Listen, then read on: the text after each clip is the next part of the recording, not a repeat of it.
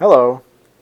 In this recording, I'm going to show you how to use Python to do a simple molecular dynamics algorithm so that we can start to look at how particles move inside of materials and in classical potentials.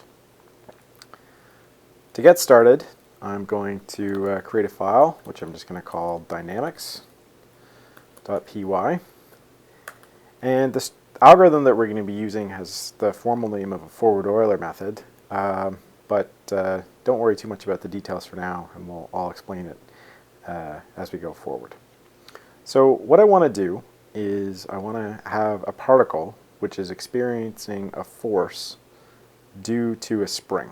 And so as you recall, when you have some particle that is being pulled by a spring, it will experience a restoring force equal to negative k multiplied by x minus x naught, where x naught is the equilibrium position of the spring. So sometimes in first year physics we learn this as negative kx because it's assumed that the spring is going to oscillate around the position 0, but more generally we use the term x naught to denote this equilibrium position. So what we're going to do is let's start off our particle with some initial position x. I'm going to give it an initial velocity 0 and an initial acceleration 0. And I want to define some aspects of the problem in terms of what I know is going to matter. So there's going to be some spring constant, we'll say 2. The particle has some mass, which is going to be 3. And x naught, which is the equilibrium position, let's say is 1. Just so we're all clear about what these things mean, I'm going to sort of label this code a little bit here. So these, we'll call them system parameters. And then these are going to be my initial conditions.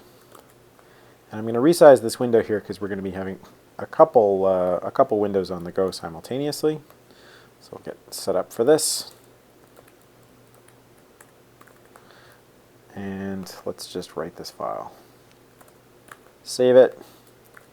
If I look over here, okay, so this is where we're going to be running, this is where we're going to be coding, and then in this window down here is where I'm going to be plotting the results out, which you will see in a moment. Right, so essentially the idea with this algorithm is you take the initial conditions, you change the position, or rather you change the acceleration by calculating the forces, you update the velocity, you update the position, and then you go back and repeat. And the way that I like to do this is with a for loop. So I'm going to say for I in range, we'll say 10,000. It's going to run 10,000 times. I want to do the following. Let's see. I guess we should write good Python here. 1, 2, 3, 4. So as you know, 4 spaces in is sort of the standard. So the force that is acting on my particle is going to be what? Well, recall from first year physics, I have force is equal to mass times acceleration. So that I can calculate straightforwardly what my force should be. It's going to be whatever my mass is. Or sorry, this is the wrong way to explain this. Getting ahead of myself. The force that is acting on a particle, as I said in the beginning, is actually just going to be negative k, so the spring constant, multiplied by whatever its position is right now, minus x naught. And as you recall from first year physics, F is equal to ma. So if I solve this equation here for A, then what I get is that the force, or rather the acceleration, is just the force divided by the mass, like this. Right? So this is force, which is true for a spring, and my acceleration is just force divided by mass. Well, what about velocity? The velocity at this step is going to be equal to whatever the velocity was before, plus the acceleration multiplied by some small amount dt. And I haven't defined what dt is, so I'm going to put it up here in my system parameters. dt is the integration time step that we're going to be using, so a small amount of time. For this particular system, a value of 0.001 is a decent value. Right? So velocity is equal to whatever it was before plus a times dt. And that means that position is equal to the position of whatever it was before plus v times dt. And then I should also keep track of the time, which means I need to give an initial time. So t is equal to 0.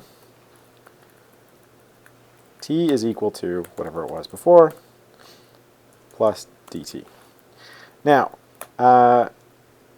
since we have the since we can avoid sort of round off errors here we're iterating over time, or there. This is another way that you could do it. So the expression that I had before of t is equal to t plus dt is technically correct, but it's actually more susceptible to round off errors. So whenever possible, you should try and write it like this. This is going to give you a more accurate result. Okay, so if I were to run this now, I want to print out the time and position, because I want position as a function of time. So I'm going to save it. I go over into this window here. I type Python dynamics.py, and what do I get? Well, it spits out a whole bunch of numbers, and if you notice here, nothing changes as a function of time, right? Time is going forward, but this number is staying the same, which actually makes sense physically, because if I look at the initial position of the particle, x is equal to 1, that's actually equal to the equilibrium position of the particle, x naught. So the particle started with the spring at its equilibrium position, which means that there's no forces acting on it. So I have 1 minus 1 over here, so that's 0, which means that I should not expect an acceleration. Okay, good. So as an initial sanity check, that did what I thought it would do. But just to show you what this looks like in a plot, we're going to use new plot. And so rather than print this to screen, I'm going to capture this to a file, which I'm going to call position.dat. Now if I look here and I go ls, and I type new plot, I can very quickly plot position.dat, and as expected, I get that it's a constant at 1, and this is my time that's running in here.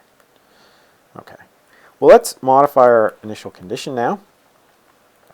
Save my code, run it again, and then plot. And now I get something completely different. So I see that my initial position is 2.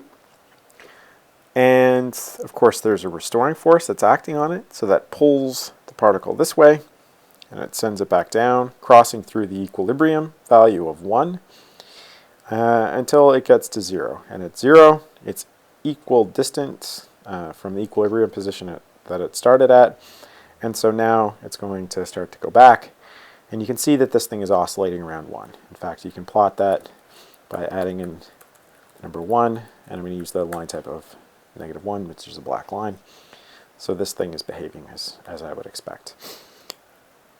If I want to see a little bit more data, then I can just increase the number of steps that I'm using by a factor of 10, rerun my code, come over here, replot it, and I get exactly the result that I would expect, which is a sinusoidal oscillation. What else can I do? I could alter my initial condition by giving it a positive velocity in the beginning. So let's have a look at this. I save it, run it, plot it. Now, rather than starting off by going down, I actually come up, and then again, I start to oscillate around this point 1. And that's it. So the type of potential that I've given is linear, which means it's a harmonic potential. This is a simple harmonic oscillator. And a sinusoidal oscillation or trajectory is exactly what you get if you solve this problem analytically. So thanks very much, and we'll be looking at this system a bit more in detail in future.